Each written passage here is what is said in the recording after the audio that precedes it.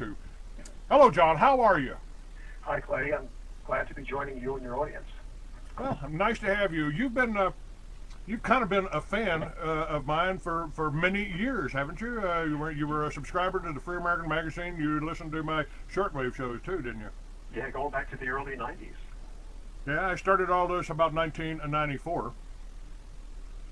Right, And and you were the first guy to actually publicize the concept of Planet X. Nobody else would talk about it. that's right. I seem to talk about a lot of things that other people don't talk about. Well, so many people are rehashing the same stories about the New World Order, and it is vital information. But there's so many patriot broadcasters that are repeating the same information that we really need to get some other vital information that everybody is ignoring. In fact, this information about Planet X will make the New World Order seem like an anthill. That's Well, why it's so important that we talk I about think they're preparing for it. They are certainly preparing for it. Why else? Why else would our government, be spending billions of dollars, trillions of dollars, building underground shelters? And this is pretty common knowledge. I mean, they even allowed Jesse Ventura to visit one of these things. Or why would they be having food vaults with heritage seeds? I don't think they're storing Monsanto's, no food that we don't own, genetically modified crap in these underground seed vaults up in Finland, isn't it? Norway. Norway, Yeah, yes, close sir. to the Arctic Circle, where the cold temperatures will keep the seeds. And I've got some pretty bright people on my chat room, and they say the frequency of great earthquakes is increasing. We've got fires burning right now in Russia that is threatening the whole country. Now again, back to these underground shelters. I mean, why would we build it? Are we still planning for a nuclear war in this united one world government? No, the underground shelters, incidentally, Marshall Masters in his book Planet X Forecast stated that there were, as of the writing of that book, there were 131 underground cities. They spent trillions of dollars building these cities. They've used nuclear-powered tunneling machines to tunnel through the deep rock, and they are able to drill through or create tunnels 28 feet high by 28 feet wide, big enough to get a truck through. At a rate of 7 miles per day. This is what Marshall Masters reported in his book. And Phil Schneider was a well-known, highly credentialed geologist who worked for the United States government for 17 years. He had given talks to many government officials of foreign nations, and Phil Schneider realized that he had to reveal this information to the public, and he began to make speeches back in the mid-1990s. They tried to kill him numerous times, and finally they succeeded. Phil Schneider was a brave man, a great hero. And this is another piece of vital information that proves that these people are prepared to go underground. They're going to be doing it soon, if not already. One of my ideas was that I need people to help in this project of finding dignitaries, world-famous dignitaries who are going underground. It is so important that we detect when Queen Elizabeth disappears from public sight, when Prince Philip disappears from public sight, when Maurice Strong, David Rockefeller, Stephen Rockefeller, all these people start to disappear, because when they go underground, that means we're about to be hit. We're about to be hit by meteor strikes or some other natural disaster. Because Now there have been increasing reports of meteor strikes down, I believe, in South America, somewhere near South America. Yes, that's true. And the reason why you'll see more meteor strikes right now in the southern hemisphere is because Planet X is coming up from below our ecliptic plane. Our ecliptic plane is a huge invisible disk, like a compact disk in space.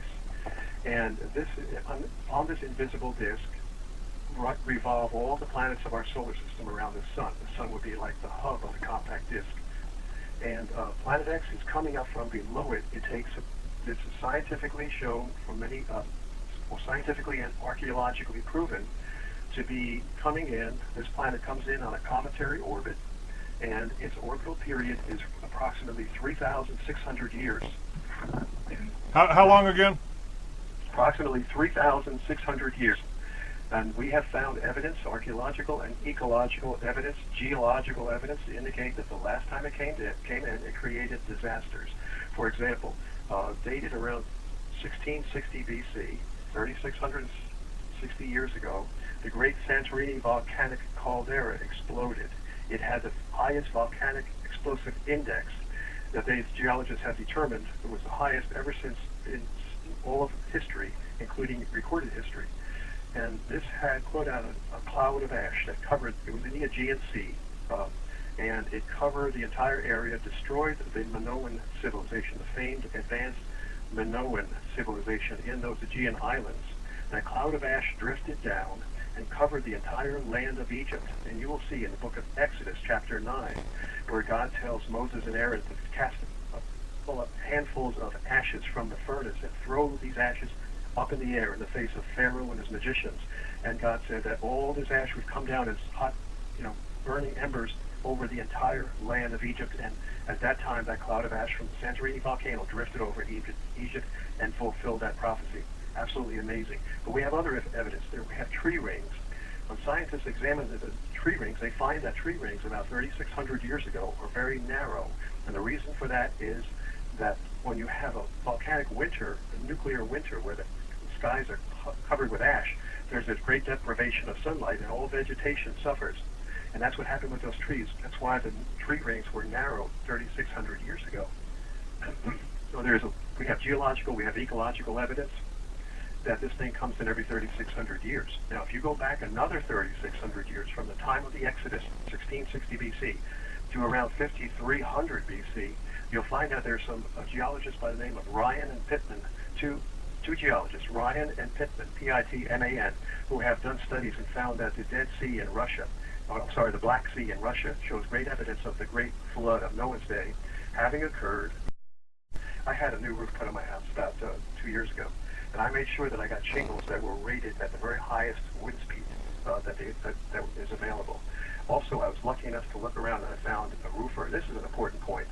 You got to find a roofer who does it the old way with copper nails and a hammer. Do not hire anybody who uses a nail gun, because this roofer, his family, his grandparents started the business, and he told me that he says, if you don't put those nails right along that line, there's a line that's on the shingle. If you miss that line, you are not securing the shingles, and soon after you install the shingles, they're going to be falling off, even without winds. So you got to make sure you get an old-time roofer. Pay him an extra $1,000. I paid an extra $1,000. It cost me $8,000 to have the roof put on. But and he used copper nails, because galvanized nails will rust out. So that's what you have to do. That's the number one thing to do. But that's for winds. Secondly, for cars, many people are going to have their cars totaled by baseball-sized hail and softball-sized hail. I've got many reports from the Weather Channel proving that this is the case in many parts of the country, North Dakota and Oklahoma. Baseball size, softball size. It's just incredible. And of course, your car will be totaled, and many people will be killed.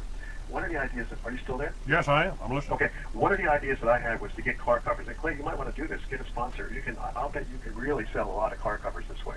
You get a car cover, somebody who has an excess of car covers, they're willing to sell them cheap, and maybe somebody in your audience who wants to be enterprising and make some money. You find a way to heat seal sort of a bubble type envelope or a plastic sheet inside of that, on the underside of that car cover, so that you can. It's not inflated. It should be inflatable, but when it's not inflated, you can roll it up and put it in your trunk. And then if you're driving along and your NOAA weather radio, that's another thing you have to do, is get a NOAA weather radio. Your NOAA weather radio tells you there's a hailstorm approaching. You can pull the car over if you got time, put that car cover on, plug it into your car, plug in a tire pump, electric tire pump into the cigarette lighter of your car, and quickly inflate the underside of that car cover to protect your car from being totaled. The insurance companies will soon not be able to have to default. They soon will not be able to cover all the claims that are going to be hitting them for damaged cars. John, has this brown dwarf, has that been spotted? I mean, obviously the media is controlled. They don't want to panic. They don't want people knowing that it's coming. But I've heard reports from NASA and other places that they've spotted, matter of fact, they've even spotted a solar system that's just a few hundred light years away, pretty close in galaxy terms. Yes, it definitely has been spotted a number of times. The first time it was sighted, it was in 1983, and this was when the federal government of the United States was not in their most sinister mode of information control, and somebody at the top rungs of the evil government hierarchy overlooked this article, and the truth got out accidentally. This was in the New York Times, January 30th, 1983. I went to my library and photocopied, got a high-resolution photocopy of the actual newspaper articles, the article that the government of the United States regretted that they ever allowed to get out. January 30th, 1983. I'm reading it right now. New York Times. Clues get warm in the search for Planet X by John Noble Wilford.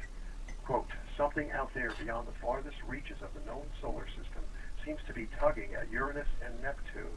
Some gravitational force keeps perturbing the two giant planets, causing irregularities in their orbits. The force suggests the presence far away and unseen, a large object that may be the long-sought Planet X. And the article goes on to say that they're launching, the U.S. and the Netherlands were jointly launching the infrared astronomical satellite, IRAS, into space, specifically to find Planet X. And in this article, they state that it is probably a brown dwarf star. And again, we found by definition a brown dwarf, and a smaller, puny type of brown dwarf, would be about 1,000 Earth masses.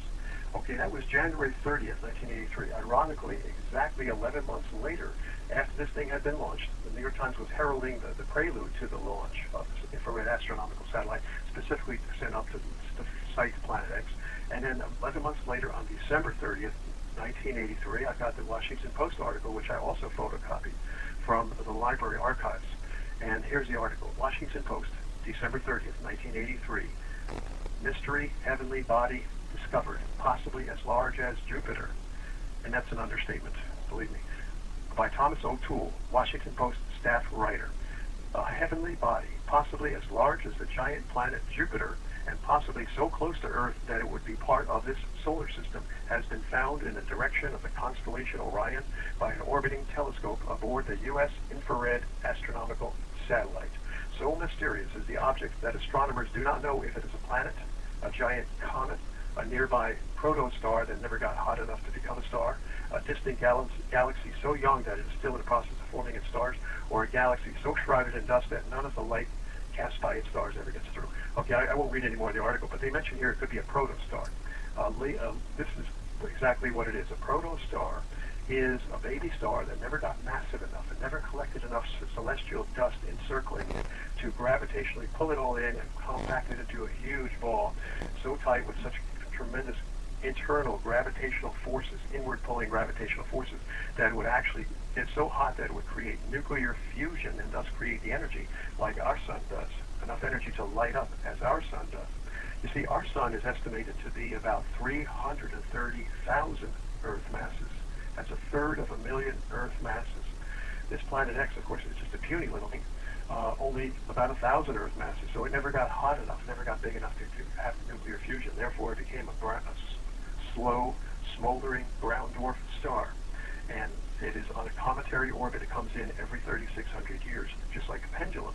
You can predict a period of a pendulum. Pendulums are used in the grandfather's clock. We've all seen a grandfather's clock, which is when the pendulum becomes one of the main timekeeping devices in the grandfather's clock, because the period of that pendulum, the time it takes to swing from one extreme back to the other, is highly uniform. Likewise, we have the ends of the pendulum inside and outside of our solar system are our sun. That's one end of the pendulum. And the other end is a distant dead sun about 50 billion miles away that has been actually, again from NASA, the New Science and Invention Encyclopedia, New Science and Invention Encyclopedia of 1987, got this information from NASA, and they said that there is a distant dead sun out there about which Planet X orbits on a long elliptical cometary orbit, just like a pendulum, or just like a clothesline. You know, one end of the pulley, one pulley on the clothesline might be likened to our sun, and the other end, the far end pulley, might be likened to this dead distant sun, and the clothesline itself then would describe the path of Planet X.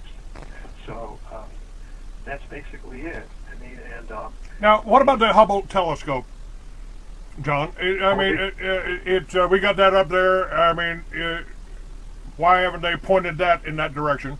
I mean, they have. They claimed that it was defective and that it failed, and it was the only reason why they said it failed was because they did not want to release any more photographs. But they themselves have been using the Hubble. It did not fail. They've been using it to sight Planet X.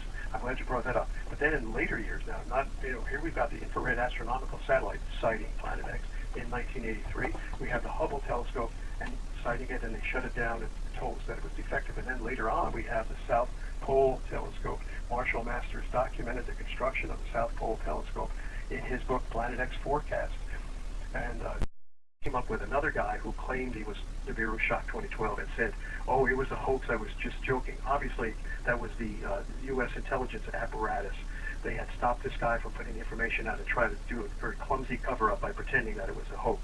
So there's more information. Marshall Masters actually posted the photograph that Nibiru Shock 2012 posted. I think he has it on his website, which is yowusa.com. yowusa.com. You can search for Nibiru Shock 2012. I'm not sure if you'll probably find it on something like that on YouTube. Also, the Vatican knows all about it. The Vatican had sent up. I got this information from some people in Italy, some researchers in Italy. One of them was the publisher of a magazine by the name of Cristoforo Barbato, the publisher of a magazine out in Italy. He was contacted by a man who claimed that he was an agent of the Vatican's SIV, which is nobody even is supposed to know this organization exists. It's the equivalent of the CIA in the Vatican. It's called the Servizio Informazioni del Vaticano, SIV. This man claimed to be an agent with the SIV. Cristoforo Barbato was very careful to check out his credentials because he didn't want to be putting out disinformation in his magazine. He checked him out very carefully, met with the guy at a predetermined location in Rome, in a park in Rome where they could not be overheard, and he got the information from this man that the Vatican has already taken videotapes, the films of this Planet X. This was about, I would say, around 2005, 2006. And what they did, this agent claims that a hypersonic aircraft was launched from Edwards Air Force Base with a camera, with a special type of, a very light space type of video camera that would take pictures and transmit the pictures back to Earth. And it did. It was launched from this hypersonic plane, went out into deep space, and traveled quite a distance out until it was able to get pictures of Planet X, transmit these pictures back to Earth at an abandoned oil refinery in Alaska, where they had the facility set up at this front location, this abandoned oil refinery, and deciphered the pictures, and these pictures were given by the agent, the Vatican agent, to Cristoforo Barbato. You can find those pictures on the internet, and the good thing about it is at the time when I saw them, I said, well, I don't know what this is, I can't tell. But now when I compare it with other pictures that have been shown, you begin to see the same characteristics in this picture, and that really fortifies the evidence that this is indeed Planet X. Also, Planet X has been sighted back in, I'm trying to remember whether it was early this year or early last year, by the Chandra, Chandra, Chandra X-ray Observatory satellite of the United States government. It was, I guess, enough scientists knew about it that they were forced to somehow publicize it, but only in the most cloaked, convoluted way, confusing way. They said, I think the article stated that we have sighted a comet out in deep space, but we don't know what it is. And that's all they said about it. I don't think they posted the picture at all, but some people have posted on YouTube what they claim are pictures of this Planet X taken by the Chandra X-ray Observatory satellite. See, X-ray and infrared viewing is what is necessary at this time, up to this time, in order to view this very dark star that emits very little light. Dark brown dwarf star. However, now as it gets closer, it becomes more and more visible. Not only does it become more visible in the southern hemisphere, but we're seeing traces of it. We're seeing byproducts of it. When I say byproducts, what I mean is this huge brown dwarf star, because of its tremendous gravitational pull, attracts all sizes of celestial bodies as it travels through deep space. It pulls them into a gravitational field of influence, and it captures them. And the field of influence is many millions of miles in diameter. It captures objects as large as small planets and then down to somewhat smaller, such as comets. It captures meteors, it captures asteroids, it captures boulders, rocks, and even a red iron oxide dust. And in fact, when the pictures we've seen of it, taken from deep space, taken by some of these government cameras, show that it's cloudy. It has a red, hazy dust surrounding it. And so it has definitely been sighted. And we're going to see, in fact, okay, I was talking about some of the byproducts of Planet X. Therefore, because it literally millions of celestial bodies gravitationally encircle this Planet X, some of these outlying celestial bodies, I call it a bee swarm, this bee swarm surrounding the beehive, Planet X, are actually crashing into some of the planets in our solar system. Now, this planet comes up from below, this huge disk. Just imagine a huge, envision in your mind an analogy that would be a huge circular picnic table in your backyard. And then imagine it magically being elevated, this table being elevated up to maybe 20, 30 feet above your head. And that would represent our solar system, the invisible disk on which all the planets revolve around the sun. Now you're down below, and you're sort of like going to shoot a little analogy of Planet X up toward the bottom of this circular table, way up above your head. So you take a slingshot with a big steel ball bearing, and that ball bearing represents Planet X, and then you shoot that ball bearing up until it punctures the table, on the underside of the table, 30, 40 feet above your head, and then the ball bearing goes through the table, loops over the top of the lamp in the center of the table, which is the sun, loops over the top of it and comes back down again at about the same position that it came up, the same distance from the sun from which it came up. And then it comes back down again and hits the ground and does another cycle every 3,600 years.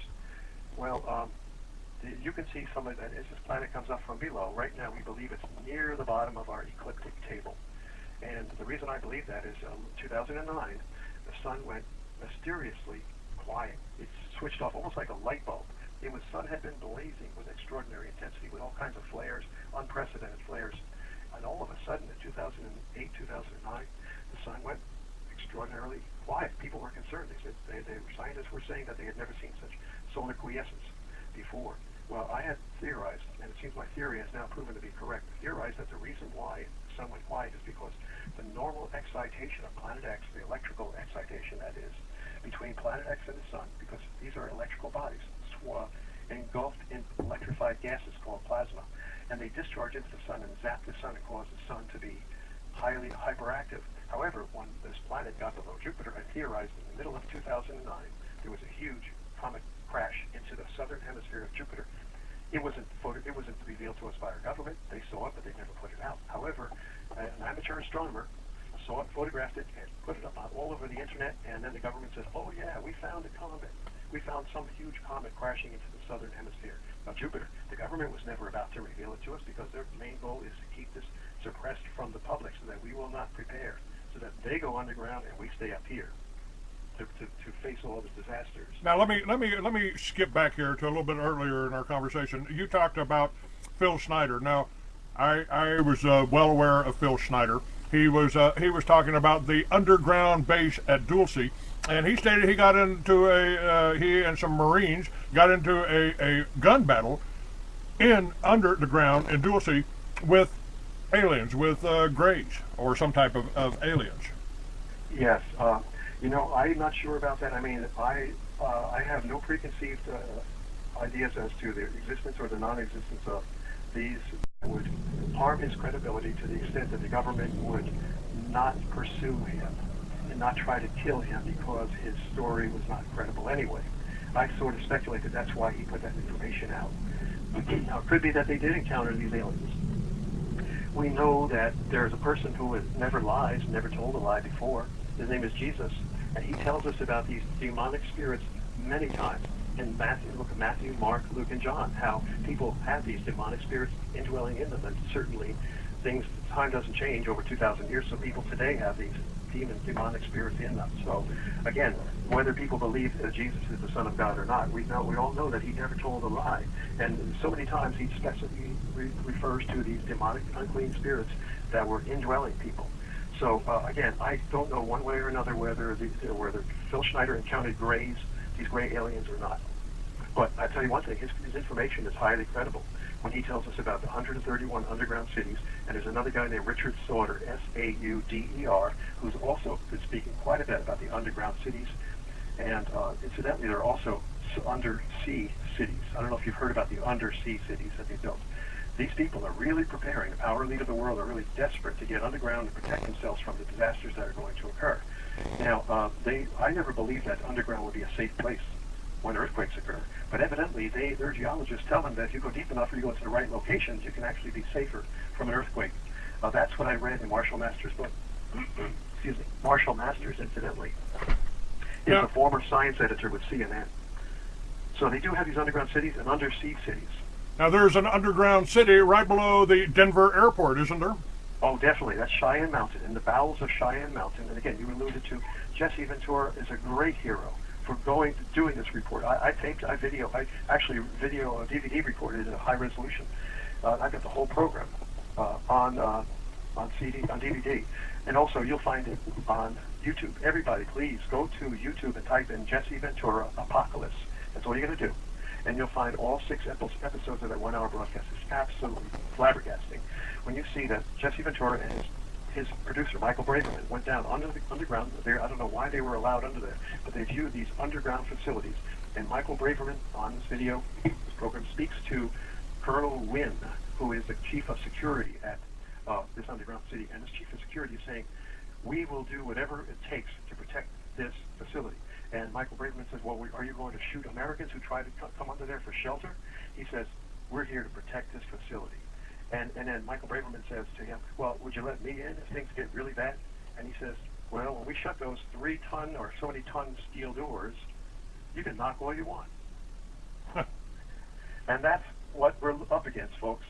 You see, not only is they expect to be protected from earthquakes, but the major thing that they are concerned about is the solar scorching, which is going to coming soon, just like with the earthquakes right now. We're getting more and more intense earthquakes, but we're also about to get solar scorching. This is another thing that I want to warn people about. We've got to start digging. Get yourself some digging supplies. I've got to start doing it myself, start getting into shape, exercise and lifting weights every day, and get myself strong so that I can start digging a real deep shelter. Now, there's another thing you can sell. I mean, I'm not interested in, I'm not trying to help you sell things, but there's so many opportunities now where people are going to be desperate for car covers that will protect your car from being totaled by baseball size and softball size hail. Okay, they're also going to be desperate for underground shelters. Here's my idea. You learn to dig, you get the digging facilities plus enough buckets that you can, when you get down 10, 15, 20 feet deep, and get yourself some kind of a ladder device that you can lift, have somebody hauling up that dirt as you're digging it, because you're gonna need this kind of apparatus to dig very deep underground to protect yourself from the solar scorching, which will incinerate a lot of people. Everybody should go to YouTube and type in Knowing, the movie Knowing, K-N-O-W-I-N-G, 2009 movie. They warn us about this solar scorching. Well, they're also warning you in 2012, aren't they? Yes, Dr. Michio Kaku, very well-known astrophysicist. He's been around for a long time. He's not just one of those media talking heads, because I used to listen to him when he was on Pacifica Radio, WBAI, and his information was not controlled by the power elite. So I trust Dr. Michio Kaku, and also he has taken articles and he says, this is not me talking. This is the government. Here's the National Aeronautics and Space Administration and the National Academy of Sciences all say that they use the word could. We could have solar scorching in 2012 that could destroy our entire power grid and revert us back to a primitive existence. It's interesting, John. Now, I talked about this over 10 years ago, almost 15 years ago. I brought this up. I wrote an article, a short story, called The Future Past, where I discussed this exact thing happening. I called it the conjunction, back thousands of years ago, when Atlantis was the most advanced civilization on the planet. And the conjunction brought it down. But they knew it was coming, and they prepared for it, and the way they prepared for it was by sending most of the inhabitants of Atlantis off-world in my story. Only fiction about it. I wrote fiction. Yeah, sounds like a great story. Well, it is, and you can go see that on my archives page. You can read The Future Past. I think it's the second story and the link that I've got on some of my short stories. I remember a long time ago you reading an excerpt from one of your articles. Maybe this was the same one, one of your stories, it was about a meteor, somebody looking up in the sky and seeing a meteor coming in. It looked like a whole chariot of horses. That's right. You probably remember that one. Yeah, that's the future past. And you should read that. You should read that excerpt on the air sometime. Well, that's quite possible that I could do that. Now, I wanted to go back to Phil Schneider. He was murdered. I mean, they tried to say it was a suicide, but I don't think it obviously wasn't a suicide. And so they killed him for putting out this information. Oh, definitely. I mean, his wife told people afterwards. I mean, Marshall Masters documents the whole thing very well in his book, The Planet X Forecast, that Phil Schneider has stated publicly. He says, if I die, they kill me. Because they're trying to kill me. He made it well known that they were trying to kill him. So he was blowing the whistle on this information. And what we have to do, folks, again, we can protect ourselves from the next meteor strike. Yesterday, incidentally, we almost had a meteor strike that would have caused worldwide disaster. It was on spaceweather.com, which I believe is a government NASA website, spaceweather.com. And read about it. Go there. They said there were 2 asteroids coming in due to hit yesterday. One of them, 2 of them were very close. One of them was only 49,000, expected to come within 49,000 miles of Earth. That is like so close, unbelievably close, dangerously close. And he didn't hear anything about it in the mass media at all because, of course, we all know, we can all even assume that the government will never tell anybody because they don't want to panic the public. That sounds like a responsible thing to do. They don't want to panic the public. However, they'll never tell you. We have infinite information too. Let's see, from their own statements. We have an article. I'm trying to find it. I know I have it in my archives on my hard drive somewhere. It's an article from the BBC, I believe it is, British Broadcasting Company, where they state that the U.S. government says that if there were an asteroid approaching Earth, endangering Earth, their policy is not to tell the public. This is stated by the U.S. government. We will not tell you. These are his words. Now, Larry Joseph is another scientist who appeared on Jesse Ventura's Apocalypse 2012 True TV broadcast.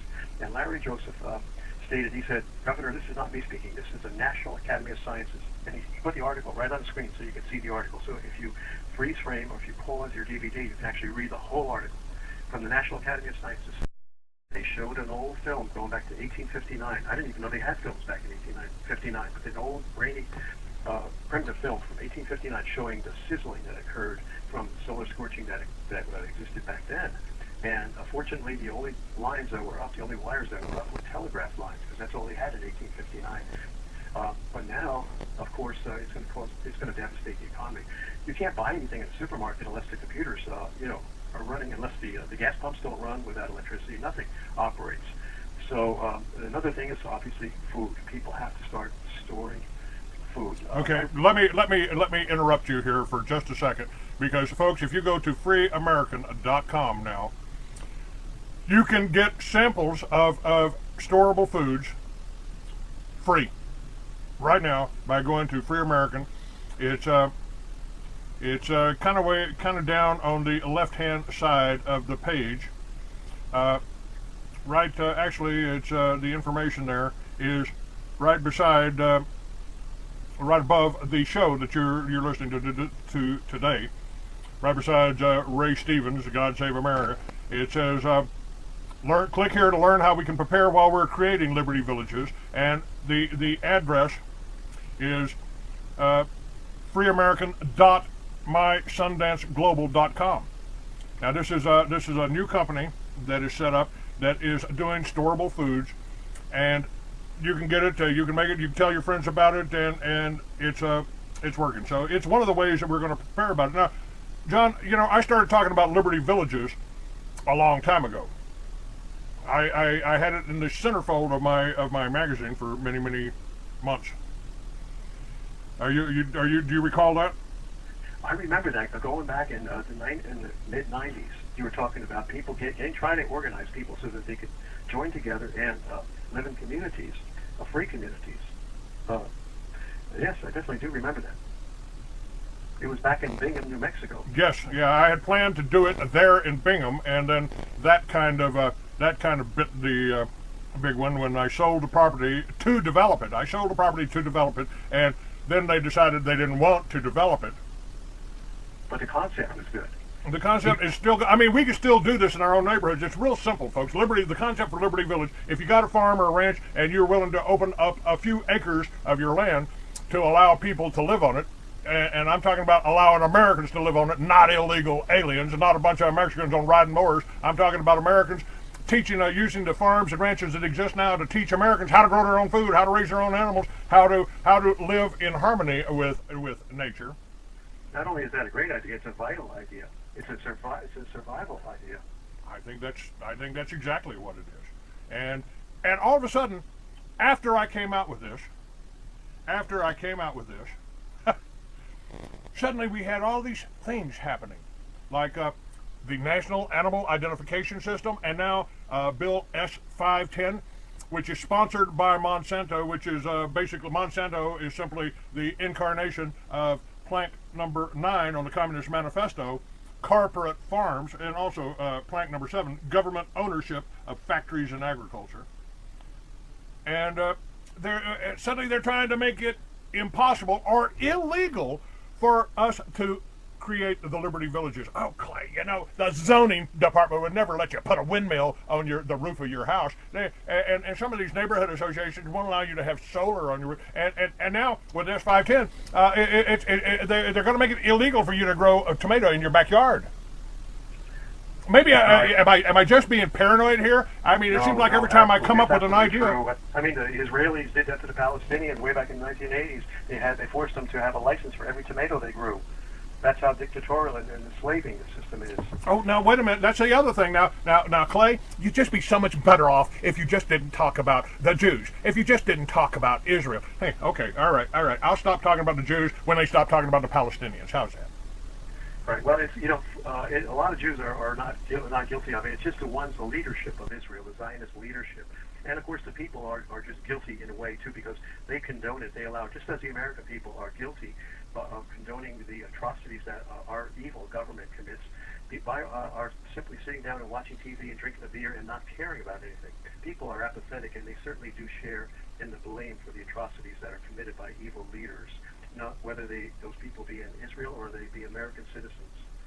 Well, so that's the one problem. Evil Zionist government, the leaders, they're the ones responsible for all this. They are. It is the elitists. I've said this over and over again. If you're, it doesn't matter to me whether you're Jewish, whether you're Muslim, or whether you're a Christian. It doesn't matter to me whether you're black, white, yellow man, whatever. It doesn't matter to me as long as you're not trying to dominate or kill or possess what your neighbor has. Yes, right. So they're doing it. They're enslaving us. They're enslaving all the peoples of the world. You can find it happening in Germany and England, etc., all over. It's worse in England. It's worse in Canada than it is here. So one thing's get really bad when you start seeing roofs getting blown off houses and you see disasters in the streets. You see towns being flooded away, which we're seeing right now. I'm not predicting some horrific, imaginary scene from the future. I'm telling you what's actually happening right now. You're seeing towns floating away in Germany. I got it on videotape from the Weather Channel. You're seeing towns floating away in Pakistan. The whole nation is floating away in Pakistan. In Poland, towns floating away. I got it all on videotape. When this happens, the government that suddenly loses its control, and that's what they're afraid of. They're afraid of these disasters causing the people to thumb their nose at the government and all their dictatorial rules, because they know darn well the government's not going to be able to enforce these rules when things get tough. Your local police are going to be out there trying to protect themselves from floods, and your local police are now going to be forced to do humanitarian things like have water rescues. Right now, you've got water rescues happening all over the place in Dallas, Texas, Dallas, Austin area over the last couple of days. The Weather Channel shows water rescues happening all over the country.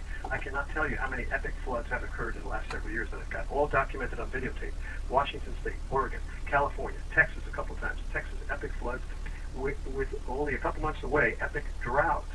And epic floods in New Orleans, epic floods in Louisville, Kentucky, epic floods in Atlanta, Georgia, where even some of the Weather Channel's own meteorologists got their homes flooded out. Epic floods in Baltimore, epic floods in New England, Rhode Island, Massachusetts. The whole country has had epic flooding. What do the police do then? Do they become good little Gestapo and follow all the government's dictatorial rules and infuriate the people? No. They're trying their best to do the water rescues, to try to save the lives that they're committed to save. And then all of a sudden they find out that they're with the people and not with the rats at the top. Now, do we have a timeline on there? Now, the Hopi Indians and the Mayans all predicted that this was coming about, didn't they? Oh, yeah, definitely, yes. The Hopi, they had seen it. Their ancestors had seen it happening. The Anasazi Indians was another tribe, a very highly technological tribe from the southwest. They vanished. No one knows what happened to the Anasazi, but they had a highly advanced mathematical system, and they were very schooled and knowledgeable about the movement of the planets. They made planetary observation a very important part of their culture, and the reason was because they knew that whenever you had certain planetary conditions, you had disaster. They were looking for planetary conjunctions. When the planets would all align, and the force of all these aligning planets that would be multiplied, would be compounded on planet Earth, that would cause earthquakes. So the Hopi knew about it, the Anasazi knew about it. We have other civilizations that talked about it, that documented it. The Emperor Yaltu, I think his name was Yaltu, Y-A-L-T-O-U, of China, was the emperor who reigned at the very